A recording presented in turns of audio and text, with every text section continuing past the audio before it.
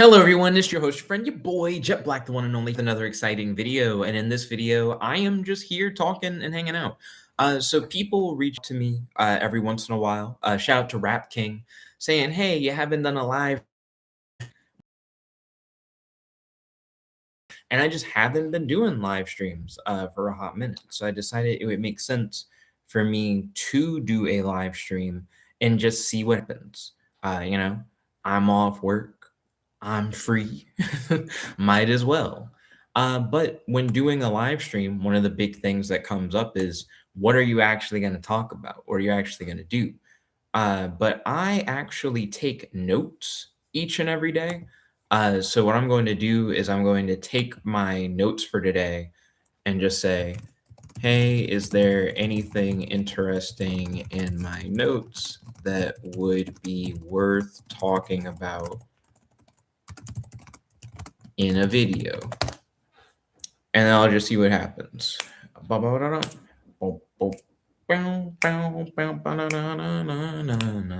actually can think of a couple things already, but I'm just gonna see what the AI says. Because one thing that you may or may not know when I'm talking about like notes is that each day I have a logged activities document where I put down essentially everything that I do within the day. And if I have like a random thought or idea, I'll just throw it in that document. And thanks to like built-in AI tools within the document, I don't have to at the end of the day, go back and read through each and every log entry and note because I'm putting stuff in there like when I go to the bathroom, when I eat breakfast, but I'm also putting things in there like, oh, I discovered like a cool thing while on the internet. Maybe I should look into that later. Or, oh, I have an idea for like a story and I write it down. So just by asking the document, like, hey, what's like a cool thing that I wrote down, and it just grabbing it is helpful because I get past all the extra stuff. So I was talking about my dream journal entry as one thing that would be worthwhile for me to talk about. Brain heat is another thing that it's talking about, and I'll talk about that a little bit because the brain heat thing is interesting and ties into something else. My custom AI writer app, I do think it would be a good idea for me to talk about that. And it's mentioning I could also bring up stuff like the DC Hero Adventures RPG, the OpenClaw AI landscape. Honestly, the OpenClaw AI landscape and the brain heat thing go together really well. So I guess I'll do that first. So, in case you know absolutely nothing about OpenClaw, OpenClaw has been my obsession this year since February. And the idea behind it is people are used to things like ChatGPT and Google Gemini, AI chatbots where you type in a message, you get a message back. They've connected more and more tools and connectors to things like ChatGPT and Gemini, but at the end of the day, they still are just kind of chatbots. There's only so much that they can do. OpenClaw is an open source software where you can put a large language model in it, kind of like a brain. And it then can pilot an autonomous agent that does things on its own. Now, what do I mean by autonomous? It runs using heartbeats and cron jobs. So let me define those.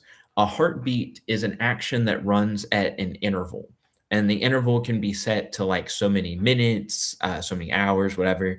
But the idea is that the agent has a heartbeat checklist.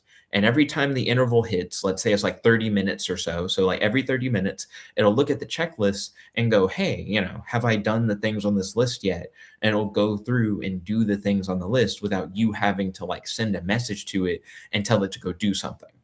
It also has cron jobs, which are specifically timed events. So you can say every day at 2 p.m., do a thing, and then it goes and it does that thing, right? Now, what's neat is that OpenClaw connects directly to the file system of your computer. You essentially have to give it like full control of your computer. But that also means that it can do anything that you can do on a computer. So it can code for you. It can connect to your Gmail and your Google Docs and your Google Drive. There are so many cool automations that you can set up with OpenClaw. And there have been a lot of cool things I've been doing with OpenClaw. But one thing that I've seen within the OpenClaw community is that a lot of people are becoming addicted to using OpenClaw, myself included, to where you're really not sleeping the way that you used to. I used to go to bed every day at like 9:45 p.m. Now I'm going to bed closer to like midnight. If I'm like better about my schedule, I maybe will go to bed closer to like 11 something. But I'm still having lucid dreams every night, which is really cool. I've been having lucid dreams every night since like May of 2025. And I've maintained that despite my sleep schedule completely just going poopy. But when it comes to my sleep schedule being thrown off, I've noticed something that's been really hard to explain, but I discovered something today that maybe helps to explain it.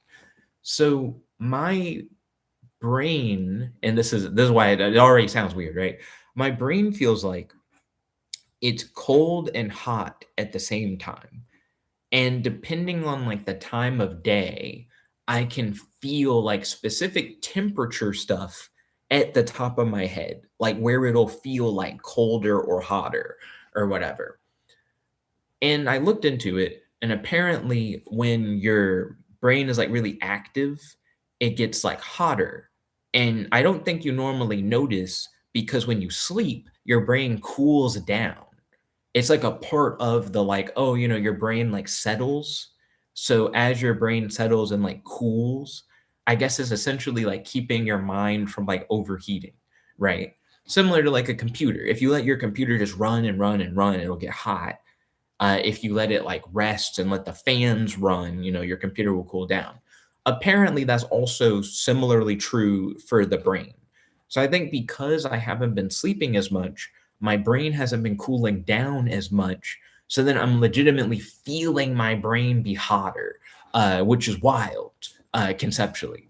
I haven't really talked to a lot of people about the whole like brain heating thing, but I also didn't have any reference frame for it. When I noticed it, I couldn't tell if I was having like a headache or something or what was going on.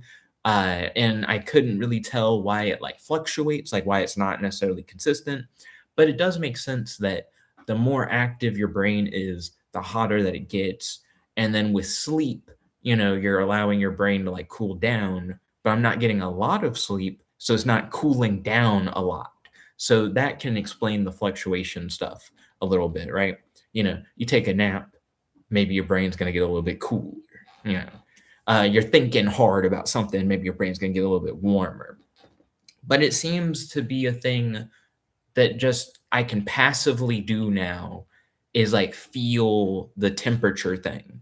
It went from something that I think I've never noticed to something where even after I go out of my way to get a lot of sleep, specifically like trying to take naps like on the weekend, where you have like more time to be able to like sleep in and stuff like that. Even with the extra sleep, it still feels like I can feel the temperature change thing, which is fascinating. I wonder if as I fix my sleep schedule, if that'll go away and I just won't feel that anymore. I just thought that was an interesting thing to share. Haven't heard anybody talk about that in particular. So I just thought that'd be neat. Let's see. Hopping into my notes. Okay, yeah, the brain heat also tied into a story idea that I had, but I haven't fully played with yet. So the concept is there are a lot of characters in fiction who are the smart one, but they don't necessarily have good like combat skills. They're the person behind the chair who's like working on computers and things of that nature. But if a villain were to break into their computer lab, they're defenseless or they have to kind of MacGyver a solution. So I was thinking with the brain heat thing, wouldn't it be interesting in a story to have a character who is a super genius and when they're cornered, they can actually fire their excess brain heat, similar to like a Cyclops like optic blast thing. Or I guess similar to like Superman's heat vision. That might actually be like a more accurate, like similar descriptor thing. So if you could fire off like the excess brain heat, that would allow you to avoid like a overheating situation. And you could even have it be a thing where your super genius character, if they're really working hard on something, their brain is like chugging, that their like head gets like hotter and hotter, and they like have to do the heat thing. Similar to how Cyclops has to wear like his little visor thing to prevent him from just like constantly shooting the lasers. And when his eyes are open, he can't choose whether or not he's shooting the laser of his eyes. He just is. You can have the super genius be in like a similar situation where as they're like working on a crazy problem or something, they can feel that the heat is like building up. And at a certain point, they just like have to do something with it. I could see them maybe having a computer lab set up where they have all their different terminals, and then they could have something that they can look into that kind of looks like a scope or something. But when they look into the scope, they fire the excess heat into the scope, and then maybe that's what they use to help power their like supercomputer setup or something like that. But if a villain pops into their base at a time where it's like, oh, I built up the heat, instead of looking into the scope, they could fire the blast at the villain to maybe buy themselves a little bit of time. Maybe they need to patch the security system for their base, and then some automated drones fight off the villain or something. I just think that would be an interesting premise, and it's something that I've never heard anyone talk about. But I also had never heard anyone talk about the brain heat stuff in the first place. So I guess it's a idea that you wouldn't have unless you knew about the brain heat thing in the first place. Though you could argue that someone could know about computers overheating and then infer that brains could do a similar thing, or simply for the purposes of sci-fi, say that brains do a similar thing, and then come up with the idea. So far, we've talked about like open claw addiction, how that can affect your sleep schedule, how sleep affects the heat of your brain, and then a sci-fi concept built around how heat in your brain and sleep go together. So I think a cool thing that I could do off of that would be to create a story based on that. Like we just talked about the premise of the story, let's actually create the story. And this is a seemingly perfect segue into my tool. So I will now share my tool. Share screen. Trying to figure out what screen to share. I guess it would be Chrome tab. Yeah, here we go. So I'm sharing my screen.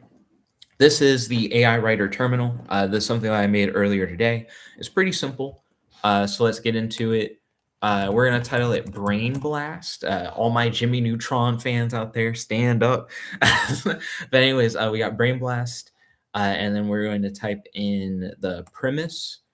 So a genius superhero who builds up thermal energy in their brain the harder they think is ambushed inside of their secret headquarters. Their security system has been forced into reboot mode by a magnetic supervillain. The genius needs to find a way to speed up the reboot process before the villain can reach them. But as the genius works, his brain gets hotter and hotter. When all hope is lost, the superhero comes up with a plan and builds a device that would allow him to fire his excess brain heat as a powerful brain blast to defeat the villain. Okay, so that's our basic premise. We'll go with the default target word count of 1,200 words. And as you can see, it's going to have a theme, a moral, an emotional arc, and it's going to give us like a word count. And here's the output, where it'll go, and then there's the status. So I hit generate story, and as you can see, it's generating. So the way that this works is that this plugs into Codex CLI. If you're not super familiar with Codex, OpenAI has its own vibe coding software, similar to Gemini CLI or Claude Code, if you're familiar with that. So this is using my local Codex CLI in order to generate the story. So there is a story schema in the background that Codex is using and populating the schema with the information that I put in these fields in order to then build out the story. And the story not only will be output here in this little box, it also will be output to a text file on my computer that I can then take and edit and refine and revise and things of that nature. This is something that you can already do in something like ChatGPT. You don't need a dedicated tool to do the thing that I'm doing right here. But I like the idea of having a dedicated tool specifically for this because while AI can do a lot, it does seem like in order for it to do a lot, you have to reuse a lot of prompts. So in order to do the same thing that I'm doing right here, you wouldn't go to ChatGPT and say, title this, word count this, premise this. If you want the proper like story structure that you're looking for, you need that schema. So effectively to do this on ChatGPT, I would have to copy this like big schema document thing, and I'd have to paste in the stuff that I want, and then have to run it through ChatGPT and then do the thing. Now, you can also use custom GPTs. That's like another way around it, right? And a custom GPT essentially would already have a system prompt that has all those instructions in it. And then you can just pass in these three things and then it should build it. But that then is limited to just being within like your browser window or whatever, like within ChatGPT. It can't write the file to your computer the way that this does. This also has a terminal mode where I could run it within my command prompt, which means that I can have AI agents like my OpenClaw be able to use this tool if it wanted to. That's like another advantage. I could also write a Python script or something that can use this tool. So there's a lot of benefit that comes from kind of like rebuilding the wheel a little bit, but making a version of the wheel that fits your specific niche. So there is value in creating things that in a way already kind of exist. Now, if you guys have been paying attention, it already finished writing out the whole thing. It finished writing out the whole thing a while ago. So this is the theme, moral, emotional arc. The word count I've noticed normally goes higher than what you put. So we went for 1,200. It did 2,000 because I'm not in like a situation where I need it to be smaller. This isn't a crazy issue, but it does overshoot word count. I've noticed that with previous tests as well. And as you can see, it gives you the output file. So if I wanted to go on my computer to that specific file, I could. And then you can read the whole thing right here. It just creates the entire story. And it goes on and on and on and on and on. But this is a cool little tool, and I had fun making it. I'll read over and review the story later. But for now, since it's a lot easier to read this than it is to read the whole 2,000 word story, let's just see where it went, right? With the premise. So the theme is true strength comes from balancing intelligence with humility, trust, and human connection. That's interesting. The moral genius is most powerful when it accepts help, respects its limits, and uses creativity in service of others rather than pride. Interesting. We're already learning an interesting direction that is taking with the story simply by reading the theme and the moral. You know, the premise really only involves two characters, a superhero and like a magnetic supervillain. But this seems to imply that the super genius has to like team up with someone else. They have to accept help from someone. It sounds like they're prideful. Maybe they're going through like a Vegeta phase or something. And they have to accept their limits and work with someone else, I guess, to make the brain blast device. Let's look at the emotional arc. The story moves from confidence and control to shock, fear, and mounting desperation as Evan's security fails and his brain heat rises. It turns toward vulnerability and self awareness through Lucy's guidance. Okay, so Lucy is the supporting character that it came up with because Lucy is not in the base premise. Lucy's guidance then climaxes in a risky act of creative courage. It ends with relief, reflection, and a deeper sense of connection and humility. So, see how this premise, in and of itself, is just like a base idea for a story, but isn't like the fully fleshed out story, right?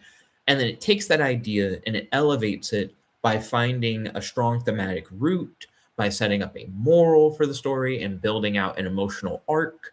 And then it takes that and it builds out like the actual full story that you can like read from start to finish. And then it creates that locally on my machine. I think that's cool. I don't know if you guys think that's cool. I also don't know if anyone's watching at the moment. Currently, no viewers and nobody in the live chat. So that's the thing. Let's talk a little bit about, and I'll stop screen share. Let's talk a little bit about how AI, not how AI, sorry, still thinking about AI, how the live stream demand works versus what actually happens. So I used to live stream like quite literally every day. Back in college, I was live streaming all the time. And I built up viewership over time. This channel would not be where it is today if I wasn't like live streaming all the time back then. But as I got older, I stopped live streaming as much. You know, work responsibilities, hanging out with friends, social life. I got a packed calendar. There's a lot going on, or whatever. I just kind of stopped live streaming as much. And now I live with my girlfriend Ashley. She moved in like a few years ago, or whatever.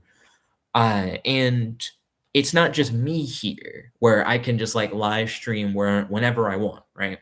There's another person here, and there is a certain level of like privacy invasion, right? You know, if she wants to spend time with me or if she wants to be on the phone talking to someone, she doesn't want stuff like that spilling over into the live stream. So, to avoid situations like that, I'm more or less limited to live streaming when she's not home, right? Because that way there is no like invasion of privacy thing where I'm streaming and maybe she's like talking about something that she doesn't want to be on the air, and that's fine. I work from like 4:30 a.m. to like 2 p.m. And she works until like 5. So that does give me like several hours, like after I get off work and she gets off work to where I can just kind of live stream, just be hanging out with you guys. That's not to say that I'm going to start live streaming every day for like 3 hours or anything like that.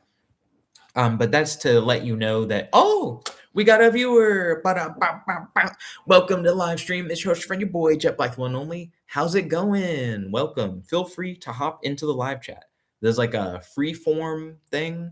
I'm just talking about whatever's on my mind. And I was just talking about the idea that the live stream right now doesn't necessarily have a whole bunch of people online because I had stopped doing live streams, right? And while people have been requesting, like, hey, start doing live streams again, start doing live streams again, they won't know that I'm actively doing a live stream again if they're not actively like looking for it, right?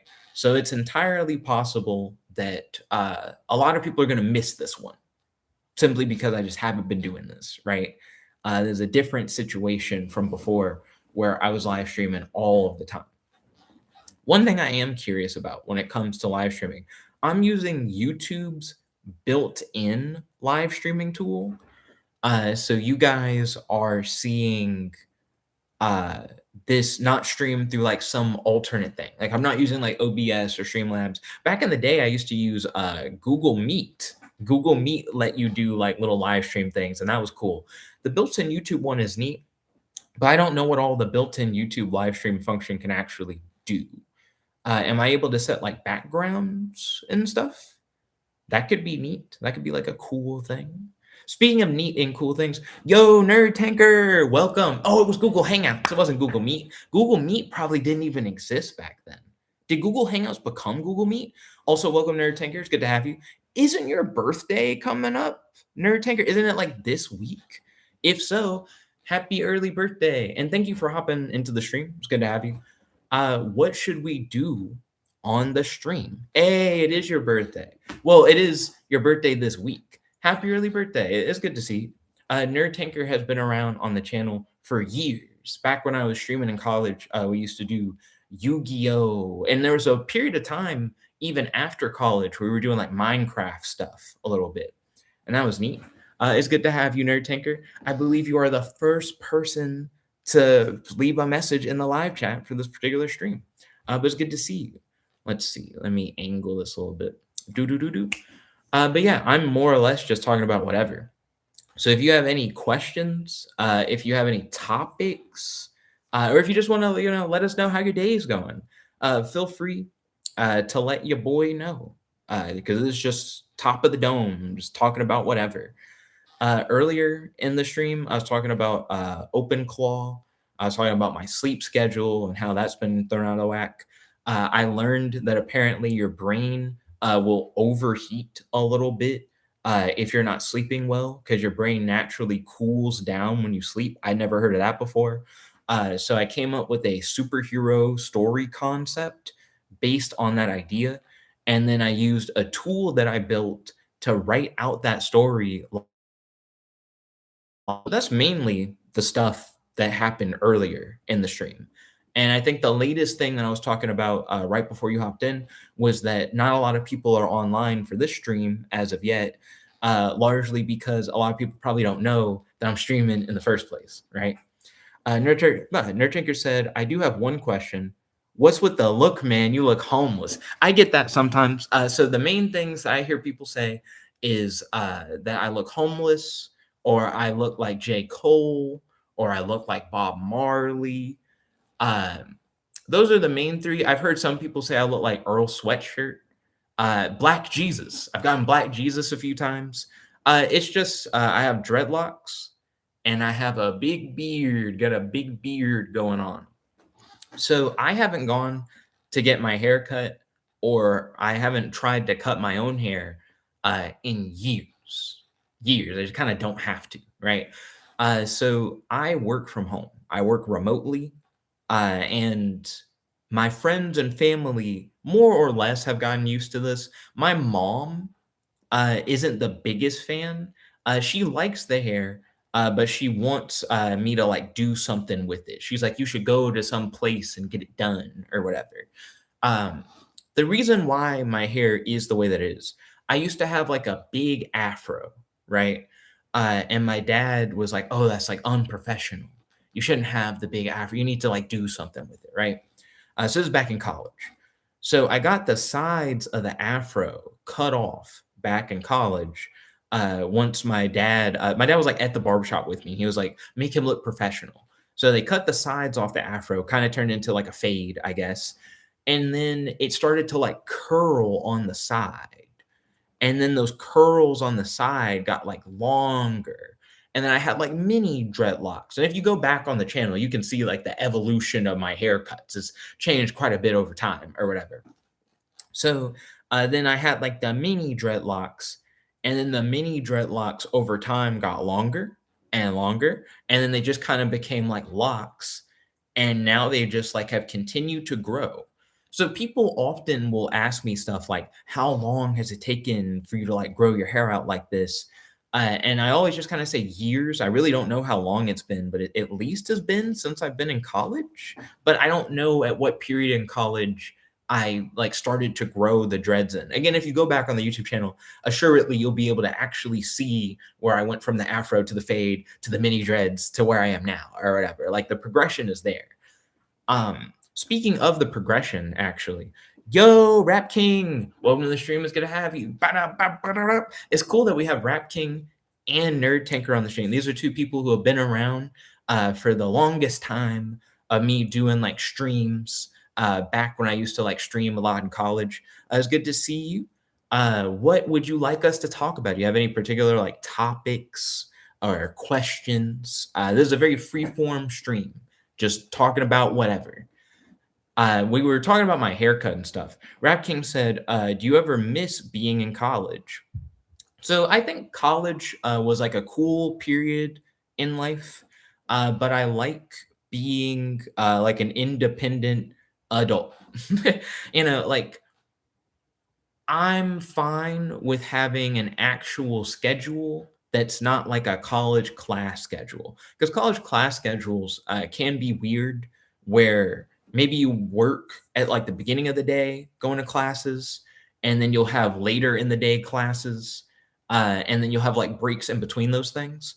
I like that with my job. Every day it starts at the same time, every day it ends at the same time, and then you have no other responsibilities for the rest of the day. I mean, you got to pay bills and stuff like that, but you can really just chill. So I like the stability and consistency of that. Let's see. Nerd Tanker said, "Well, when it comes to hair, I know that not cutting hair makes it longer, obviously, and and everyone's hair grows differently." True, true, true, true. Yeah. So I guess the quick answer to like why is my hair like this? I just don't grow. I sorry, don't grow it. What? I can't believe I said don't grow it. I don't cut it. The opposite of what I said. But I do wash it and stuff. You're not supposed to wash it every day. That's what everybody tells me. I wash it every day. Something about not washing it every day sounds gross. So I wash it every day. Rap King said, "Do you still hang out with your friends from college in the old people you used to make videos with?" So I still hang out with a lot of my friends from college. I would say the main people that I like hang out with nowadays are Aiden, Tiffany, Ryan, Michelle, and Joey. Somewhat, they have different schedules, but Joey should be more local now, so it should be a more regular thing in the future. We're planning on doing a group birthday thing because Joey and I have close birthdays. Um, Gabby, Sam, but Sam works a good bit. So often when we hang out with Gabby, we're just kind of hanging out with just Gabby. But we had to hang out with Gabby and Sam not too long ago. We went to Big Bad Breakfast, and that was neat. And I would say those are like the main people that I'm hanging out with on a fairly regular basis. And my brother Marquez, we have a 9 year age gap. And Marquez and I used to really not talk to each other like at all. We lived in like the same house, but he would be in his room, I'd be in my room. Da-na-na. Now that we're adults, the age gap doesn't feel as big of a thing. But I hang out with him like every couple weeks or so, and we have great conversations. I have some of the best conversations I have with my brother, which is crazy because we legitimately just used to not spend time like at all. But I have a call with Aiden tomorrow. We have a every 2 weeks call, and essentially, if I'm not having a call with Aiden on Tuesdays, I'm having a hangout with my brother on Tuesdays. They like switch back and forth. With Ryan, every couple of weeks, we have a call that's like a scheduled call on Saturdays. But Ryan also just likes to call me after work in general. So when he gets off work, he'll call me. And sometimes I'm free, sometimes I'm not. I'm often busy doing stuff. When it comes to hanging out with like Tiffany, Tiffany and Aiden are like a thing. They like live together and everything. I mainly hang out with Tiffany when we do like a group hangout. I sometimes send her links to stuff that I think she might be interested in because she studies robotics. Uh, but I don't often hear back from her. So I normally hang out with her like in person if we're doing a hangout. And Joey and Michelle, Michelle is Ryan's sister, and Joey is Michelle's significant other. I really mainly hang out with them if they like come over or there's like a event thing. We don't do a lot of like messaging, calling stuff necessarily. So I would say like the main unit, and also Ashley, my girlfriend. I live with Ashley. I spend time with Ashley all the time. The main unit is like Ashley, Aiden, Ryan, and my brother to a certain extent. But I really don't hang out with my brother with my friends for real. For real, I really just hang out with my brother like on my own time. And I hang out with my dad. Dad and I do. We haven't done the D&D thing in a minute, but we do a call normally like every Friday. But we have been playing D&D via ChatGPT. We have ChatGPT acting as the game master, and we're doing like a group message thing where we're both in the same ChatGPT conversation, and we play D&D together on Fridays. Let's see. Nerd Tinker said, to provide a quick answer, I am always available, but he's been more focused on comic stuff, and I didn't want to ruin his creative vibe. I have been doing a lot of comic stuff. I have kind of changed on the comic stuff a little bit. So once OpenClaw came out in like February, which is like a autonomous AI agent thing, I mentioned it a little bit at the beginning of the live stream. That has become my new obsession. I've been doing a lot of like vibe coding and creating my own applications. Earlier, I showed off a writing app that I created today, and I even used it on stream to like write out a story. So I would say almost like every single day, I am at least one or two brand new apps every single day. And it's a lot of fun. It's addicting. It's affected my sleep schedule. I'm not sleeping as much. So that has taken over a lot of my time, and that's been a lot of what I've been doing. But I do want to try to do more live stream stuff. People are repeatedly letting me know, like, "Hey, streams, come on, where the streams at?" So I'm going to try to do more streams. But I want to keep it within a space where I do the streams when Ashley's not home, because both Ashley and her sister Emily are not the biggest fans of online live stream stuff. So Emily and her husband Justin live together, obviously, and Justin likes to play video games where he does like live talk stuff. So he's actively talking to people online. And she hates being around that because she's like, I can't just speak freely because she's afraid that what she's going to say is going to be like privy to other people. And Ashley feels the same way with the live stream stuff, where she wants to just be at home and talk about whatever, but she doesn't necessarily feel comfortable talking about whatever if she's on live. So I'm going to try to do the live streams when she's not home. Let's see. Rap King said, "What do you think of the Green Lantern trailer?" Uh, they're not showing us the Green Lantern fits, and that's a little annoying to me. I want to see Green Lantern do Green Lantern stuff. One of the things that's a huge turnoff for me when it comes to superhero shows and movies is when they don't want the superhero to be a superhero and do superhero stuff. I want to see him in the suit. I want to see him using his powers, and I don't want them to save the budget until like the final episode or something. Just do it the whole time. That's what I want personally. So I'm a little scared that Green Lantern's not going to really be Green Lantern until like the end of the show or something. And I think that would really annoy me. Daredevil Born Again season 1, I don't think I finished the first episode. The premise given in Daredevil Born Again season 1, it starts more or less with him being like, I'm hanging up the cowl. I'm not going to be Daredevil anymore. It's like one of the first things that happens in Daredevil Born Again. And I just kind of cut the show off because I'm like, I've seen this before. We're going to go through like a whole season where he's not Daredevil. And at the end of the season, he's going to get like a new suit and he's going to be Daredevil again. And I just don't want to sit through that.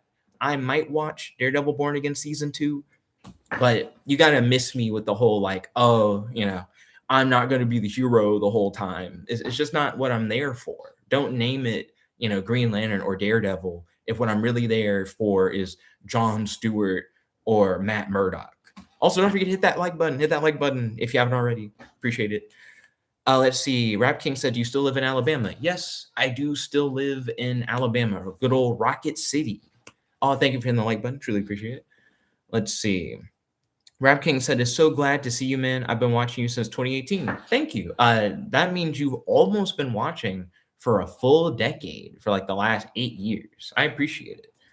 Nerd Tanker said, "Where is my super suit?" That's how I feel whenever I watch these superhero shows or movies where they don't let the characters just be superheroes the whole time. That's what I really want.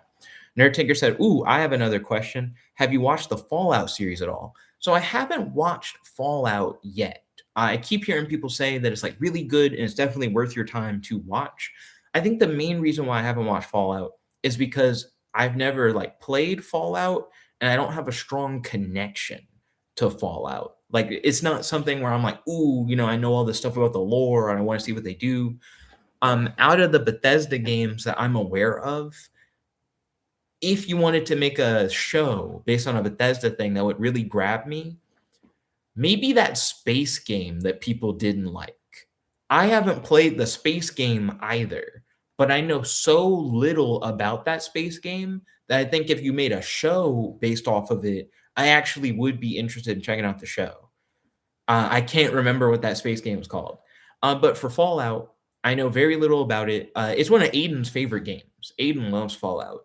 And Ryan's brother-in-law, John, he likes the Fallout show. Her brother-in-law, Justin, also likes the Fallout show. Like, I haven't heard anything bad about it. I just don't know much about it, and I know it's like a post-apocalyptic thing, but that's really my dad's camp. Dad loves stuff like Mad Max and like other like post-apocalyptic fiction. I'm not the biggest post-apocalyptic guy personally. It's there's nothing wrong with it. It's just not what normally grabs me. Let's see. Rap King said, "Did you get a new job or do you still work for the government?" Still work for the government, but technically a new job, but not like a super recent new job. So I've been working my current job uh, since Marvel Snap came out. And the reason why I say since Marvel Snap came out is because I remember my first day on the job, I think was the launch day of Marvel Snap. So I like started playing Marvel Snap the same day that I like started my new job. So it's burned into my brain that those two things are the same thing. So just see how long Marvel Snap has been around. That's how long I've been working. Let's see. Nerd Tinker said, "I have things to do. I will be back at around 2:30 my time. If you're still streaming, I'll be in chat." Awesome. Thank you for joining. Don't forget to hit that like button. I'm going to try to do the streams more regularly, but I can't make promises. I can't make promises. I know today has been a good day for it. We'll see how that continues in the future, but I'm going to try to bring the streams back. Rap King said, "Are you satisfied with James Gunn's new DC universe?" That is a really good question. Okay, so let's talk about that. When it comes to James Gunn's DC universe, I'm a little torn. I like a lot. I think Superman is probably the best thing in James Gunn's DC universe at the moment because it helped to build up the world so much in a single film. I think the MCU has tricked people into believing that the way that you make like a satisfying superhero universe is that you trickle in like one character at a time, where you make like the Iron Man movie and then you make the Thor movie and the Captain America movie and da na na na na na. But that has never been the way that it should work. That's legitimately how I feel. The only reason why the MCU trickled in one character at a time is because Iron Man at a time was a risk. Iron Man was not like a super popular household name character. So Iron Man succeeded a little bit unexpectedly. They didn't know that Iron Man was going to do as well as it did. And then they were testing the waters with it. And then eventually they built up into Avengers. But I feel like since then, Marvel believes that they found a secret sauce, that you need to keep doing the one character movie at a time thing. And I think a lot of people fell off post Endgame because they kept doing the one character at a time thing, introducing new people. But we don't necessarily care about like each individual new person because we now have a whole universe to play with. And I think we would have been satisfied as an audience doing big like group stuff. Like after Endgame, we should have immediately had like a post Endgame Avengers. What's going on with all these characters? And you can introduce new characters over time in these bigger movies. And Superman is a great example of that because in that film, you get like several villains and heroes all at the same time, all packaged in one thing. But unlike Justice League, where I heard a lot of people complained that Zack Snyder's Justice League film kind of throws too many things at you at once, the Superman movie still feels like a Superman movie, even with all the other characters in it. So I think Superman is like a great example of where James Gunn's DC universe is going in the right direction. But I I don't know how I feel about all these random things that he wants to put in his DC universe. He has like Creature Commandos, he has Peacemaker, the Suicide Squad movie that he did is in it. Technically, the older Suicide Squad movie is also in it because Peacemaker season 2 makes some references to the Enchantress from that movie. So Blue Beetle is supposedly in it, but not quite. He says like it is, but a little different. Uh, Peacemaker season 1 is in his DC universe, even though the Zack Snyder Justice League shows up in it. Because in season 2, he re-shows that scene, but worse, in my opinion, with the Justice Gang from the Superman movie. It feels a little messy. It feels a little messy. I think if we didn't have to retroactively put things into his new universe, it would go a lot smoother than it has.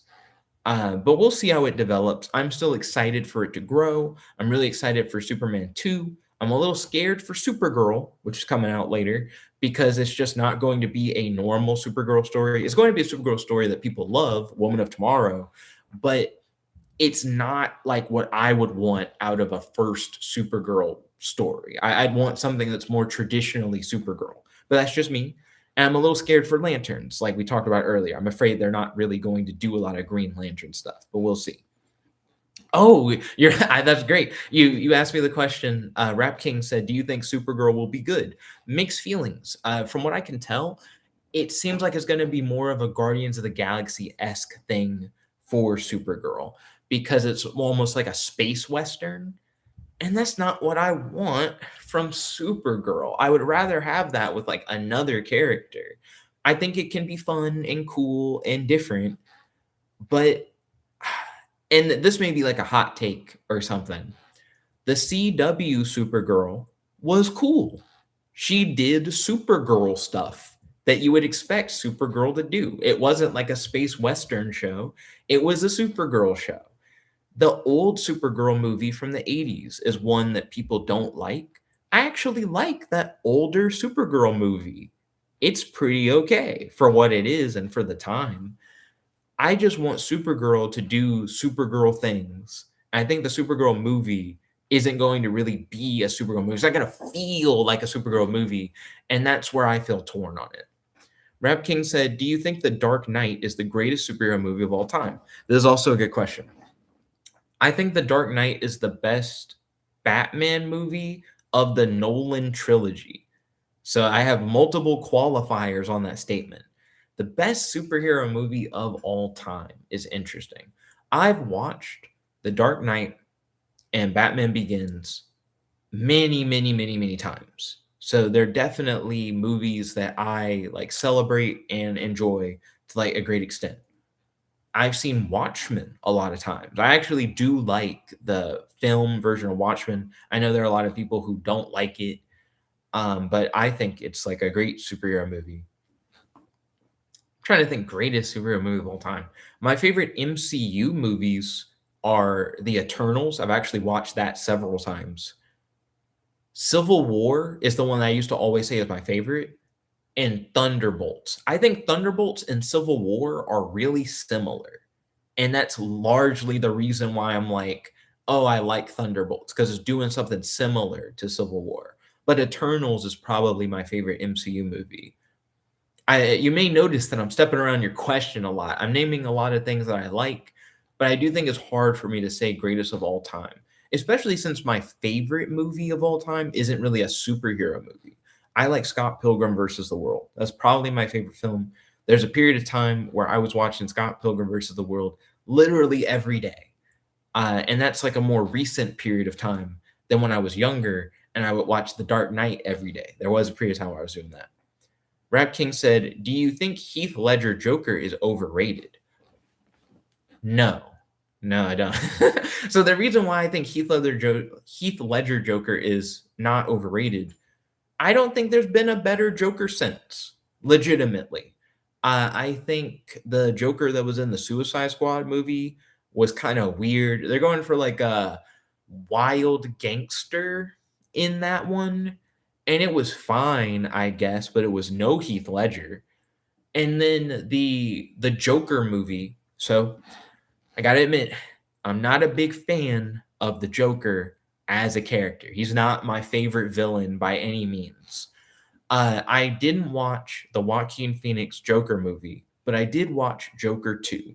Joker 2 is a very visually beautiful movie, but other than that is a very terrible film in my opinion. I was not a fan of Joker 2, and that is probably the worst, most pathetic Joker I have ever seen in a movie. So I would say Heath Ledger Joker is like here, and then Suicide Squad Joker is here, and then Joaquin Phoenix Joker is not even on the chart. He's just so terrible that he does not rank. Rap King said, "I think Mark Hamill is the best Joker." Okay, so that's actually like an interesting thing. If we go into like all portrayals of Joker by an actor, I do like Mark Hamill Joker, especially in the Arkham games. I think I probably like him more in the Arkham games than I do in Batman the Animated Series. Hot take here, super hot take, fresh out the oven. I don't actually like Batman the Animated Series.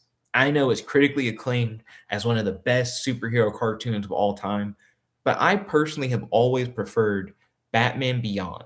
When it comes to like the DCAU, I hear people constantly just looking on Justice League Unlimited and on Batman the Animated Series.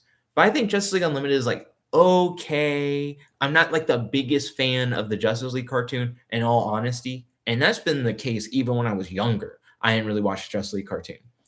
I like Static Shock and Batman Beyond. I feel like the teen heroes of the DCAU were like the best DCAU shows. And when it comes to the big DC superhero teams in animated format, I watch some Super Friends and I've seen all of the Legion of Superheroes. I really like the Legion of Superheroes cartoon. Rap King said, "Do you think the OG Teen Titans animated series is overrated?" Yes. Okay, so let's talk about this because I know that's a hot take. That's definitely a hot take. I like the Teen Titans animated series that we grew up with. I don't think it's bad by any means, but I think the people who were like Teen Titans Go is like poison and terrible, and we don't need Teen Titans Go. Please bring back the old Teen Titans. We don't have to do all that. The old Teen Titans show is fine, but it's nowhere near as good as Young Justice. Young Justice is better than the old Teen Titans show. And if you want like a more mature, more serious, young adult DC superhero team show, then you should be saying bring back Young Justice. You shouldn't be saying bring back Teen Titans. Teen Titans, again, was fine. I don't like the ending of it with the weird like Terra cliffhanger stuff. I know that the movie is supposed to be like the film finale or whatever, but it doesn't resolve the Terra thing at all. You know, if you want it to really be the finale, that movie, it should address that in some way.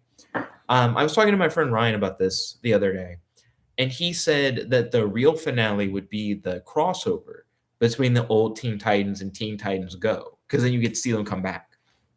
And I said, well, no, if we're taking in like movies and stuff, the real finale would be the Crisis on Infinite Earths trilogy of films, where you see Titan's Tower gets destroyed during the crisis. That's the real finale. Their whole universe dies.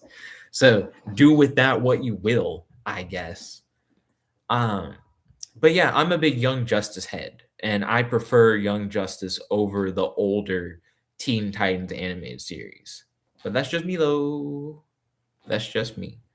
I noticed that in this live stream interface, there's a goal button.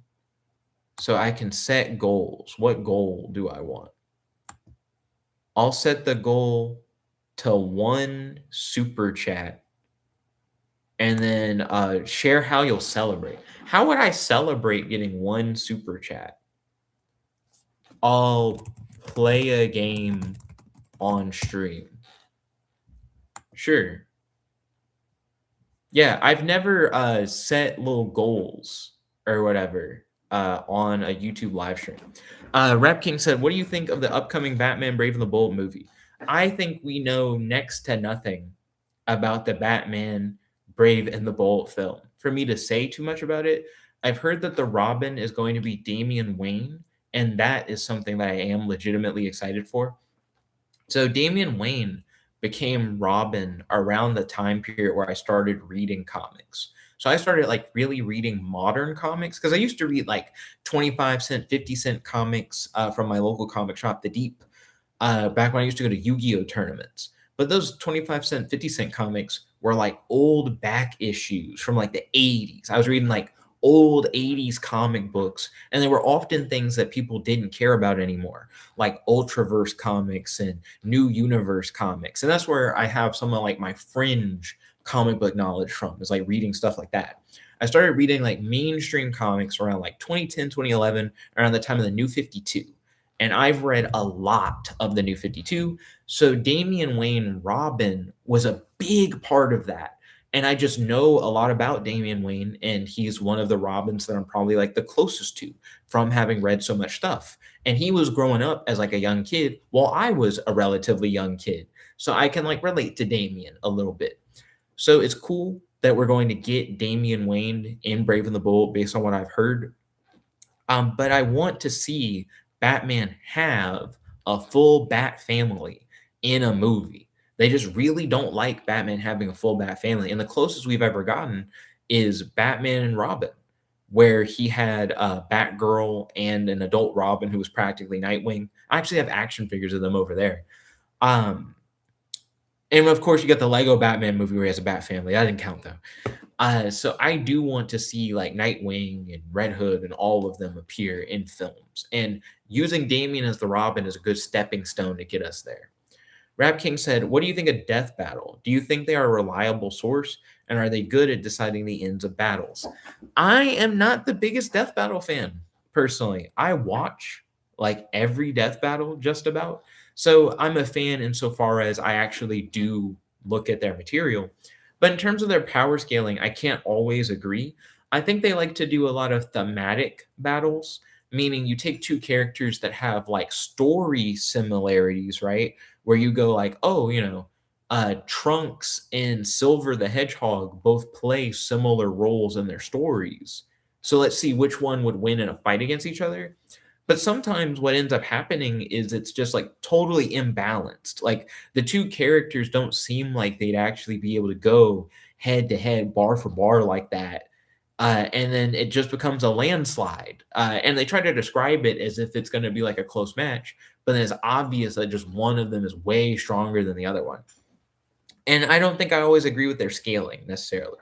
For example, I think in Ben 10 versus Green Lantern, that they wanked Green Lantern. They gave him stuff that he wouldn't necessarily be able to do. Green Lantern's strong and he can do a lot of stuff. Don't get me wrong. But I just think they had Green Lantern stopping the destruction of the universe as one of his feats in that death battle. But that's really dumb because if you go read that comic, he uses like the power of the whole Green Lantern Corps to do it. It's not like he by himself can stop the universe being destroyed. It was like a huge thing, and it ended with Ring. So the issue after that is like Hal is stuck in like Ring World. So even if you wanted Alien X to destroy the whole universe and you wanted Hal to be like, I got to use all the power of all the like Green Lantern energy to like stop the universe from being destroyed, then you would then need to have Hal be trapped in his ring at the end of the fight. And then just have Alien X like crush the ring. KO. Hal would lose if he did that Hail Mary play. That's not a counter to Alien X. They're not comparable in power at all. Let's see. Rap King said, and I've been watching this show, Primal. Have you seen it? Ryan tried to get me into Primal. I have mixed thoughts on the stuff that creator makes. I keep forgetting his name, the guy who makes Primal, but I'm pretty sure it's the same guy who made like Samurai Jack and stuff, right? Gendy Tarkovsky, I think is the name of the creator, if we're talking about the same show, because I think that's Primal. I like Samurai Jack. Samurai Jack is like a great cartoon. It's really cool. But I'm not necessarily the biggest fan of stuff that Gendy has made after Samurai Jack. It just hasn't really grabbed me for real. I feel like he has some stuff that's somewhat like slow paced. He likes having characters that don't really like talk much, and that can be okay, but it just throws me. The vibes are off in that regard in the future, 'cause in Primal, they don't talk at all, right? Like in that whole show. I might revisit Primal in the future, but at the moment, I have not watched much of it. Rap King said, "Would you say Ben 10 is the greatest cartoon of all time?" These of all times are wild. I'm a big fan of Ben 10, but there's a lot of Ben 10, and it's not all equal. For example, the original series of Ben 10, I think is like fine. I don't really go back and watch OG Ben 10 like that. Alien Force and like Ultimate Alien, I'll go back and look at. I even think there are probably gaps in my knowledge for Alien Force and Ultimate Alien where like I don't think I've necessarily seen every episode of them. I maybe have seen every episode of Alien Force, but I don't think I've seen every episode of Ultimate Alien as of yet. I could be wrong. but I don't think I have. And then Omniverse is just the GOAT. I think Omniverse is the best Ben 10 show they've done. And then the reboot has like its ups and downs. There's stuff I like about the reboot, there's stuff I don't like about the reboot, but the reboot was pretty good for what it is. And now we have the Ben 10 reboot comic. And if you want, I can do a whole thing on the Ben 10 reboot comic. I've already written up an article about it, and I could pull up my article that I wrote if you want me to and like talk about the article because I do have a lot of thoughts on the Ben 10 reboot comic that's coming out later. They're also making a tabletop RPG for the Ben 10 reboot, and that's being made by the same people who made the Justice League Unlimited tabletop RPG. So that's kind of neat that those two games are going to be compatible. I actually reached out to the people who are working on the Benson Tabletop RPG and asked them specifically if the Justice League Unlimited RPG and the Benton RPG will be compatible. And they say yes. They like try to make their games compatible with each other. So in the near future, you'll be able to like play a Ben 10 style game, but also throw in like the Teen Titans if you wanted to. So that's going to be really cool. I like that. But I wouldn't necessarily say that Ben 10 is the greatest cartoon of all time. I just think it doesn't have the consistency for that. Ben 10 throughout its entire run isn't as good as Omniverse. And it's very relative what you like and dislike about it. One thing that is really interesting about Ben 10, uh, I don't think it's a good show to recommend to people and say start at the beginning. I've seen people who are really excited about Ben 10 start with the original series and then get turned off from it and not like it because they feel like the kids are annoying. They don't like seeing like Ben and Gwen bicker and stuff like that. And you hear a lot of people say that like Grandpa Max is actually their favorite character of the original series because he's like the only one who's just not like a kid or whatever. You just don't have to watch that one. You don't have to watch that one if you don't want to watch that one. And like all honesty, it started it off, but there's just so much more Ben 10 you can just get past it and you can go back to it once you like start vibing with Ben 10 more. I just don't think it's necessarily like the gateway for everyone. I think we liked the original series of Ben 10 when we were kids because we were kids. And then we grew up and we want like the more mature stories that develop over time as he gets older. But that's just me. I don't know if that's necessarily universally true for everyone. Rap King said, "What would you say is the greatest cartoon of all time?" Greatest cart. You really want me to give like the greatest cartoon of all time? I mean, I've named some of my favorites. I think if I watch anything multiple times, that tells you that I like really like it. I've seen all of Static Shock multiple times. I've seen all of Batman Beyond multiple times. I'm like, what other cartoons do I watch in their like entirety multiple times? Not just that I like go back and I watch like a few episodes, like I'll sit and I'll watch like the whole thing. I don't know off the top. I really do think those are the two shows where I will go back and I will watch the whole thing again. And it doesn't matter that I've done that multiple times for both of them. I could still see myself doing it again in the future. Those are like very solid shows for me. So I would put them there as like some of my personal greatest cartoons of all time. I do like other shows, but I think if what you made doesn't have strong rewatchability, how good was it really? You know, I mentioned earlier that I've watched Batman Begins and The Dark Knight Rises like multiple times over. But the oh wait, sorry, not Dark Knight Rises. Batman Begins and The Dark Knight. But I've only ever seen The Dark Knight Rises like one time. And I saw a little bit of it on like television. And I was like, Rises just wasn't it. It's like the worst one in the trilogy. And it's the only one that I refuse to sit down and just rewatch all the way through. Rap King said, "Are you excited about Dragon Ball anime returning?" Okay, this is a good topic. This is a big topic too. Dragon Ball anime coming back. So it's been a long time since the Tournament of Power ended. I, for a while, was caught up on the manga, but I did kind of fall off even on like following the manga. I've seen like the more recent movies and everything, like Superhero. I've seen the Broly movie and stuff like that. Them redoing Battle of Gods is weird, and I don't know how I feel about it because we already have 3 versions of Battle of Gods, I think. I think there's, like, a manga version of Battle of Gods. There's the Dragon Ball Z Battle of Gods movie, which is really interesting that it's like a Z film. And then we have, the Battle of Gods arc in the Dragon Ball Super anime. But now we're getting Battle of Gods again, and then we're gonna get the granola am I getting ahead of myself? I am getting ahead of myself. We're gonna get the Moro arc, the Galactic Patrol arc stuff. I'm excited to see the Galactic Patrol arc stuff because we're finally going to be, like, moving forward in the timeline a little bit more, though technically, superhero should be after stuff like the Galactic Patrol arc. So really, we're going backwards a little bit. I think the reason why I have such mixed feelings is because Daima felt like it was building towards something new that kind of disregards superhero as not just superhero, disregards Dragon Ball Super in a few different ways. And I wouldn't have minded seeing where they were going to go with Daima and like this new Super Saiyan 4 Goku.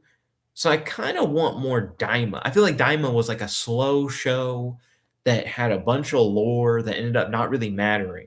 And at the end, they do like a bunch of cool stuff, like right at the very end of Daima, and then we don't get any more Daima. So I think I would have been more excited for more Daima. I'm a fan of Super Dragon Ball Heroes, where they just throw everything in a blender and they're like, GT stuff is in here, Super stuff is in here. They make up a bunch of like random stuff and mix it together. I've seen all of the Super Dragon Ball Heroes promotional anime, all of it. And I enjoyed it. And I wouldn't mind more Super Dragon Ball Heroes stuff. You know, there are like crazy new directions that you can take these stories, and those are the directions that I want to go in.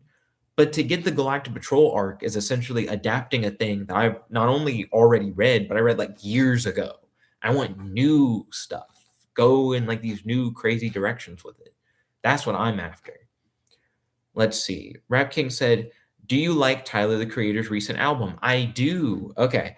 So if you saw the video that I did talking about Tyler the Creator's album, Don't Tap the Glass, then you might feel a little weird about me saying how much I loved the album, right? Because in my initial review, I felt a little odd about it because Tyler's albums are very introspective. And I love hearing about his life through his music, especially with stuff like Igor. The Igor was my gateway into Tyler the Creator, and then Call Me If You Get Lost is another great like saga through his life. And then with Chromacopia, we get into like him coming to terms with whether or not he wants to be a father and the pressures of growing up and people expecting things out of you that you don't necessarily want for yourself. Like stuff like that is like great. But then Don't Tap the Glass is like a dance album. It's really not about his life. And my initial response to it was like, it doesn't have what I like about Tyler in it. It's not that introspective story.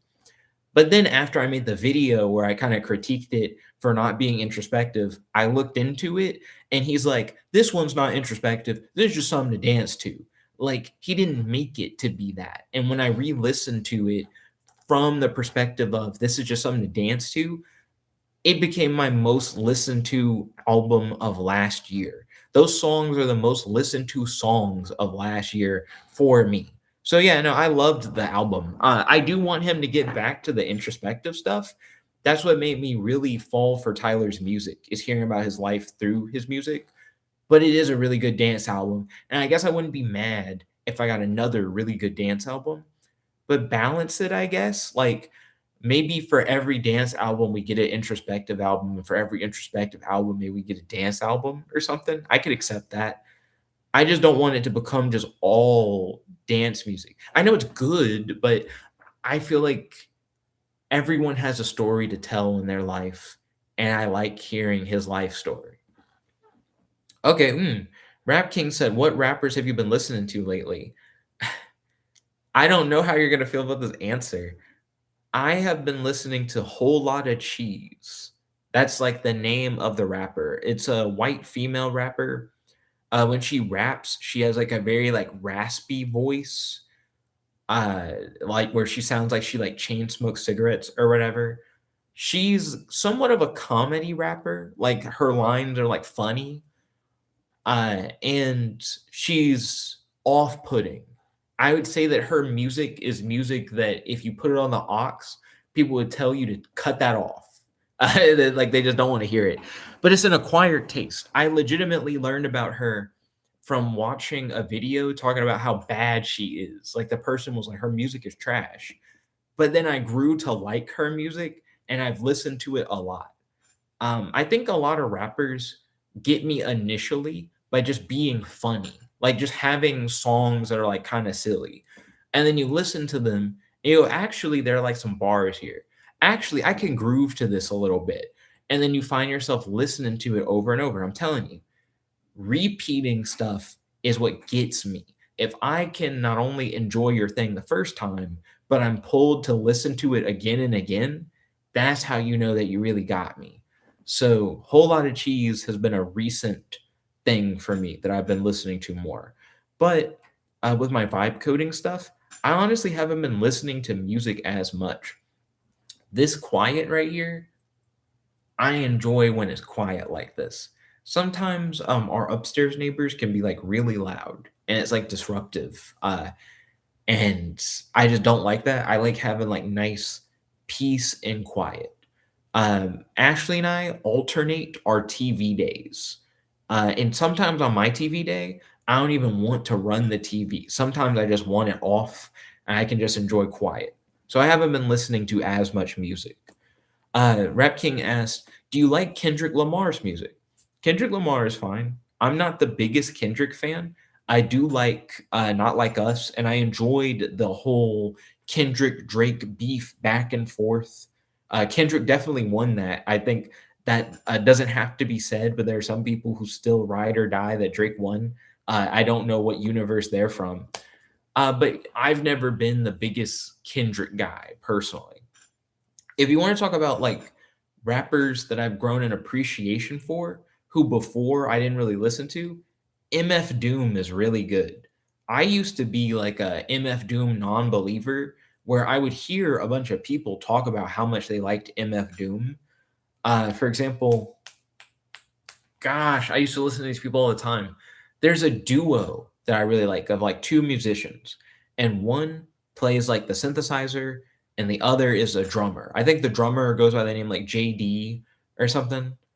My goodness, I'm gonna have to Google this. This is gonna like completely wreck me. Let me share my screen so you guys can see me search the Google.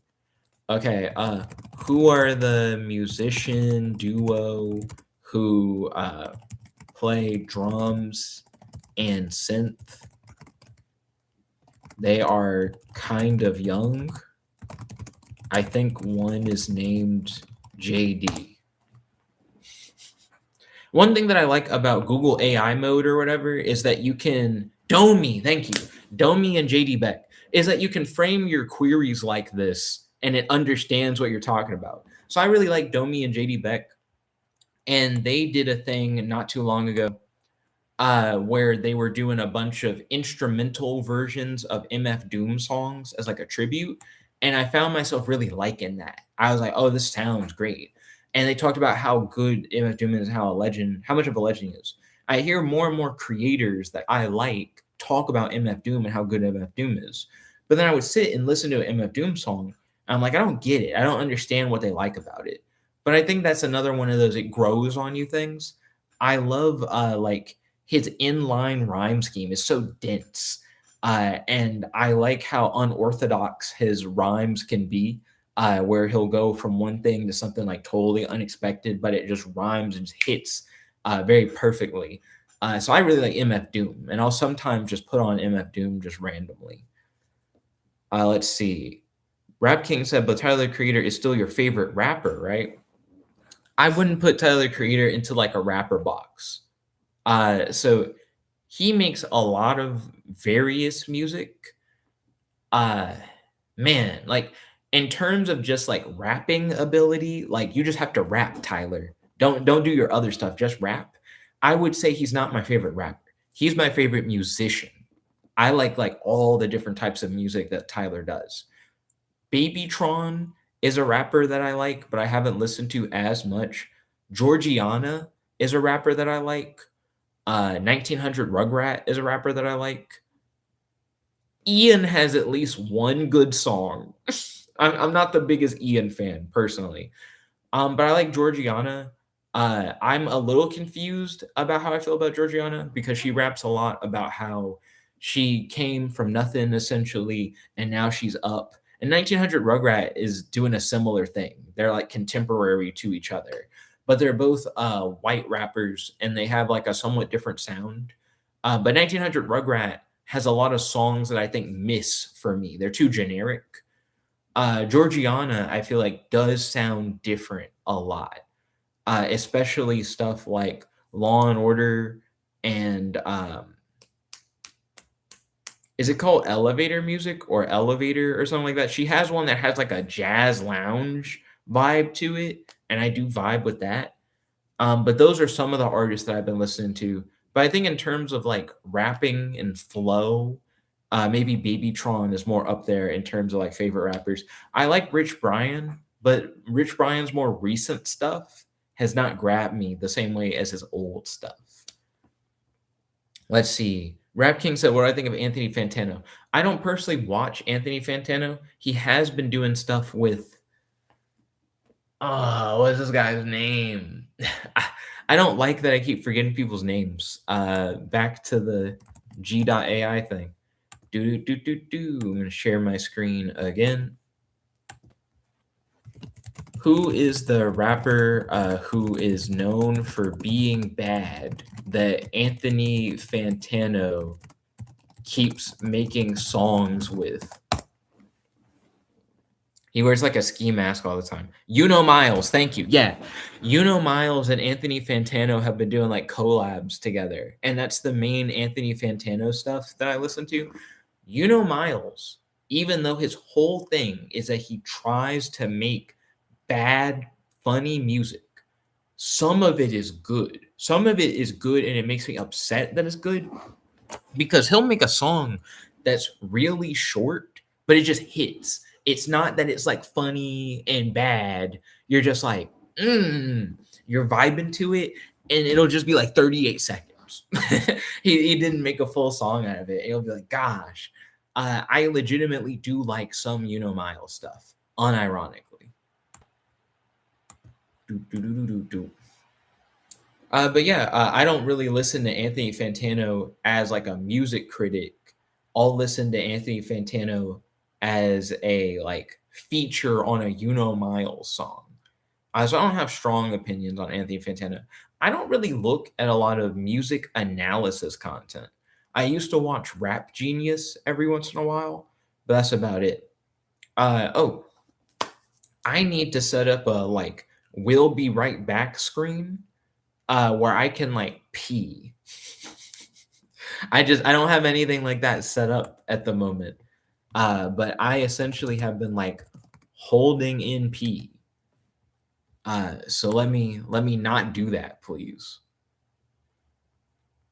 I noticed there's one that's bright green. I feel like you guys would hate that. So I'm not gonna do that to you. That image is so small. Give me like a full size image. That's fine. That's fine for what it is. Do. So I'll be right back. I gotta go use the restroom. Do. There we go. We'll be right back, and then I will mute myself while I go use the bathroom.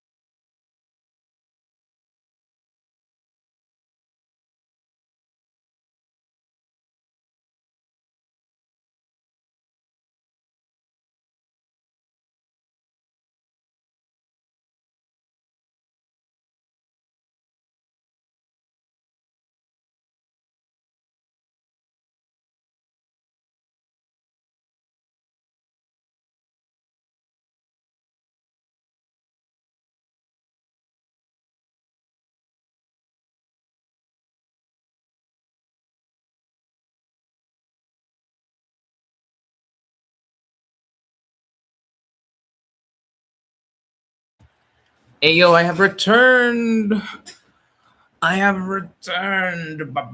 I need to get rid of the "we'll be right back" thing because I'm already back. I've already returned. Okay. So I am back from the restroom. It currently says 0 people watching, so I wonder if Rap King also got up to go do something. So in the meantime, while Rap King is away, I will pilot Twitter.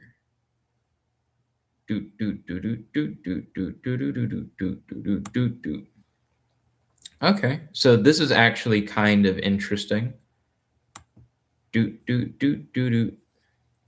So I will share this that I just saw. I gotta be careful about sharing. Twitter can have wild stuff on it. So this guy was saying OpenClaw is not for coding. I'm a big OpenClaw guy. If you guys have any questions about OpenClaw, feel free to ask me questions about OpenClaw. And Peter Steinberger, the creator of OpenClaw, says that OpenClaw plus ACPX/Codex app server is for coding. Just watch tomorrow's release. So that's exciting. In case you guys don't know, I'm a huge Codex power user. I use Codex all the time, and I use OpenClaw. I actually use Codex for my OpenClaw. So I am interested in seeing what he's talking about for this next release. Let's work together to look into what ACPX is, because I actually just have no idea what that is. I believe it's like a agent protocol thing or whatever. So let me share. Ooh, Rap King said, "Are you excited about Spider-Man Brand New Day?" Since I'm going to be talking about Spider-Man Brand New Day, let me pull up an image of Spider-Man Brand New Day. Give you something visual to look at. This is a crappy image. But hey, beggars can't be choosers. Share screen. Okay, Spider-Man Brand New Day. So I have mixed feelings about it. If you guys saw the most recent Captain America movie, that film was based around the Hulk. Hulk was like the huge thing for that. But for some reason, Hulk wasn't in that film at all. Like Captain America, did I say Brave New Day? Captain America Brave New World or whatever, had Red Hulk in it, and it had Leader in it, and it even had Betty Ross in it. And there's no reason to have all these Hulk characters in a Captain America movie and not have like Hulk or She Hulk or Scar in it at all. You know, Hulk now has tons of characters in universe that he's doing stuff with, and to leave him out of that movie that's heavily Hulk focused, but to put Hulk in Spider-Man Brand New Day is mind-boggling. That doesn't make any sense at all. So Hulk is supposedly going to be in this movie with the Punisher. And I'm like, how is this a Hulk Punisher Spider-Man movie? I just don't think these things go together. But what would have gone together is if Captain America Brave New World was a Hulk movie. It just is a Hulk movie, but it's a Falcon movie for some reason. Sorry, it's a Captain America movie for some reason. And to me, that just doesn't make any sense. It doesn't make any sense at all. So I'm curious to see what they do. I like the fit. You know, the new Spider-Man suit is nice. Um, I hope it connects well to where we left off in the previous film. In the previous film, we have a Spider-Man who now is more like bare bones. He's disconnected from his like extended friend group. He essentially is like a ghost because people don't remember Peter Parker at all. And I'm curious how you live in a world where you effectively don't have an identity. So that'll be like a fun thing for them to potentially play with. But with Spider-Man, they have a habit of throwing stuff that they set up in the garbage. Have you noticed that? Like, remember when he had his identity revealed to like the whole world, and you thought you were gonna have a Spider-Man movie that was heavily focused on everyone knowing his secret identity, and then instead, within like the first few minutes, they kind of get rid of that. Uh, you know, That kind of sucks. So as far as I know, at the beginning of Spider-Man Brand New Day, within the first few minutes, maybe they're gonna get rid of people not knowing who Peter Parker is or something, you know. So I have to kind of hold back my expectations a little bit. Let's see. Rap King said, who do you 2026 will belong to DC or Marvel? Okay. So you're like, who's gonna come out on top, DC or Marvel? I got you, fam. I got you.